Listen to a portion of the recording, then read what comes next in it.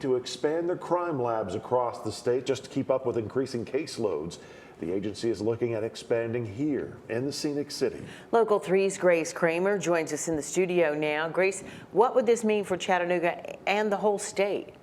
It would be a huge asset not only to TBI, but to law enforcement agencies here in the Tennessee Valley, and more importantly, to crime victims waiting months, sometimes even years, for justice.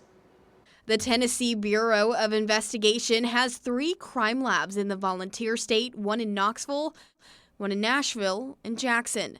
Now, those 3 crime labs process and analyze thousands of pieces of evidence every single year with the goal to bring justice to cases more swiftly. The TBI says they are falling behind. Turnaround time on evidence is taking longer and longer because of the growing population and rise in crime across the state.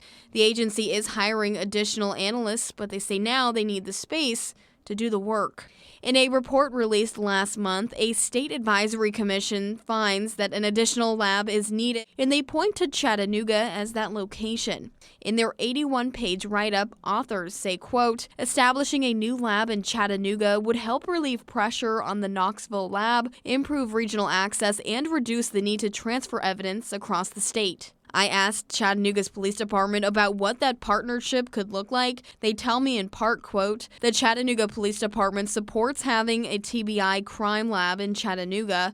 Faster evidence processing means faster justice for victims, for investigators, and for the community. A local lab would help make the goal a reality by cutting down on transport times and easing the existing backlog. The Chattanooga lab would focus more on drug-related evidence and toxicology. Plans are still in the early stages. TBI reports that they are looking at spaces in the Scenic City. However, funding has not yet been appropriated. Now, TBI used to have a lab here in Chattanooga decades ago. However, it was shut down in the early 2000s due to budget constraints. We have full reaction from police as well as that report regarding the evidence backlog TBI is experiencing right now. Just head over to our website.